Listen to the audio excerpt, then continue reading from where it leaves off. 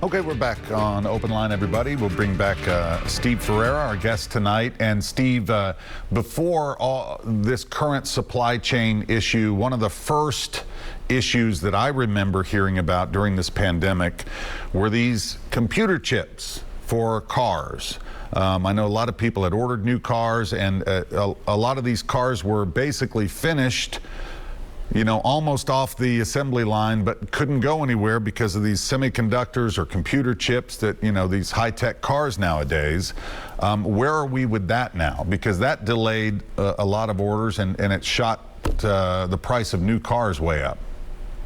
It's a fascinating topic. I lived in Taiwan and Hong Kong for 2 years. Taiwan makes a lot of these very chips that you're speaking of. And as a matter of fact, I spoke to my Lincoln dealer who's starting to bring his cars in without the chips. And when the chips arrive, he'll just have the techs install them. But it's a huge problem.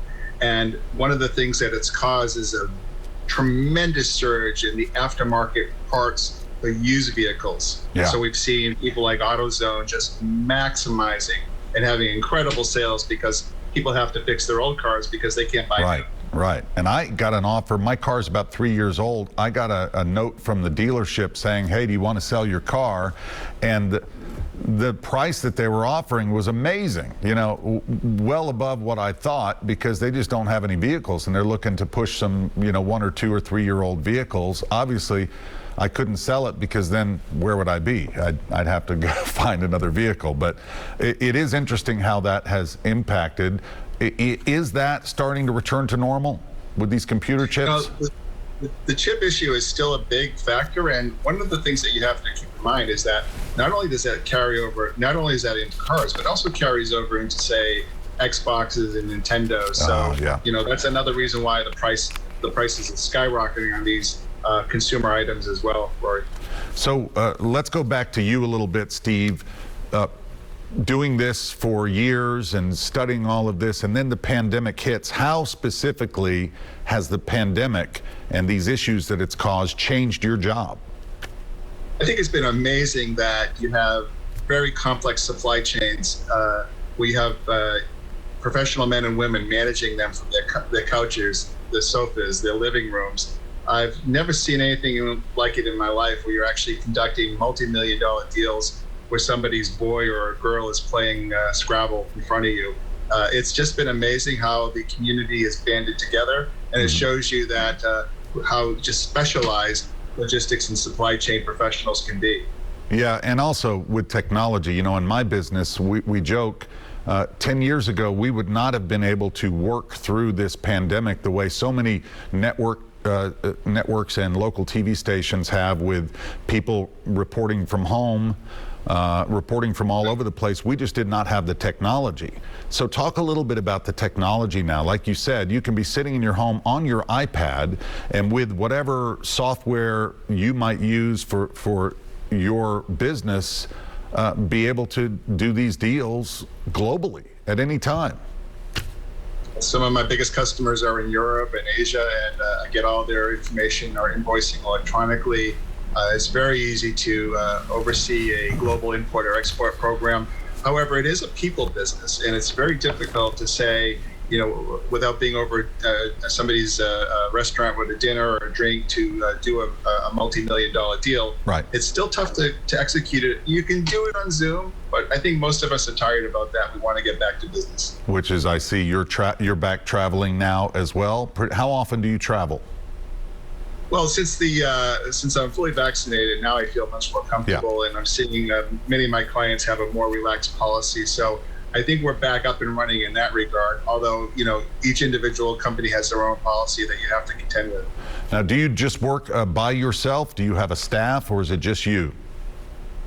Well, I conceptualize the whole process to make it automated. And what I try to show my clients is that I can get them 5 and 6 and 7 figure refunds, just taking a few minutes of their resource time. So I think the more fluff you take out of the resource time, given the strong work cycles that these men and women have, the more prolific you can be as a CEO and running a product like Ocean Audit. So it's been amazing to have the automation on my side. And your business, as far as getting new business, I would imagine there's a lot of word of mouth, references from other clients, right? That's right. I have, one of the top retailers in the world. I personally, I provided huge refunds to their CFO, and their CFO, tells other CFOs. So it's a very network, interconnected business, Rhori. Now, I understand you have a book. Is that right? Yes, Navigating B2B. It hit number 3 bestseller on the Wall Street Journal list, and number 81 on the USA Today list.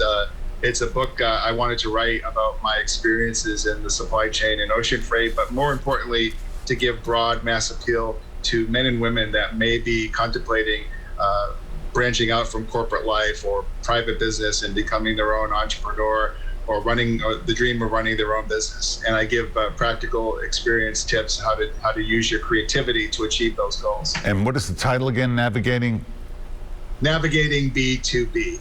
B2B, which business to business, right? Business to business. I love it. And it's available, Amazon. It's not going to be stuck on a ship somewhere, is it? No, fortunately, we got them priority. Yeah, Amazon, Barnes & Noble, Simon & Schuster is my distributor. So it's done very well, and very proud of the book. And, it's tremendous to be an ocean freight expert that also has a best-selling book. When did you write the book? About a year ago. Oh, so recent. And prior to what you're doing now, what did you do? I was working in the industry as a marketing and salesperson for the actual ocean vendors. I was based in Hong Kong, Taiwan, Prague, Czech Republic, working as a ocean freight executive. Interesting. And then made the switch, and now here you are today. That's fascinating. All right, before we leave, we've got about 3 minutes. What are some final thoughts that you can tell people who are maybe anxious out there about not just the supply chain, but prices going up and all of the stress that we've had the last few years and the lack of products on the shelves? And I've said, we just have to be patient. But what are your thoughts? Well, I think that we've done a good job conditioning ourselves that the panic buying seems to be over. There's going to be shortages out there, and there are price checking tools, right? If you don't like the price at Amazon and Target, there's Walmart, there's the smaller retailer in your hometown. I think it's important to support small business because at the end of the day, we don't want a monopoly necessarily of 2 or 3 big retailers. Right. And that's one of my big fears, is that as we start to if we accelerate and continue on where we are now, the small to medium-sized retailer or mom and pop department store is definitely not going to be as competitive as those big giants. And I worry about that. And I think that we just need to do more, as I said, with the political structure of getting the ships in and the cargo flow normalized. However, I still don't see silver lining until well into 2022, Rhori. Yeah, timeline was going to be my next question to you. When you say well into 2022, well, remember, summertime? one of the things that we have Chinese New Year, which is typically February, March, earlier in the year. We have a lot of product flows before and after. So I think you're spot on. I think if we start to look towards July, August, we may get back to a more normed type cycle, but it all depends on all those other cogs and components that we talked about: intermodal, rail, trucking, warehouses, all cooperating along with the product cycle and the vessel cycles of containers coming in. Yeah, and I'm just reading some of this article just overall. The International Monetary Fund has slashed its growth outlook for the economy because of these problems. I mean, it really shows the huge impact, but I'm sure you're thrilled that so many people now, that this issue is being brought to light, and they see how important this global supply chain really is in our day-to-day lives. Well, the last thing I want to say about that is I think that a lot of your viewers have very proud, Tennesseans, and they want to see things built and made in America. I will give everyone one challenge. If you look what you're wearing, what's around you in your home, and I will say that even if you're the most true blue American patriot, still 95+% of what you're looking at or what you bought is imported or made from a foreign country. And so we have a very strong appetite for foreign made, low, cheap goods.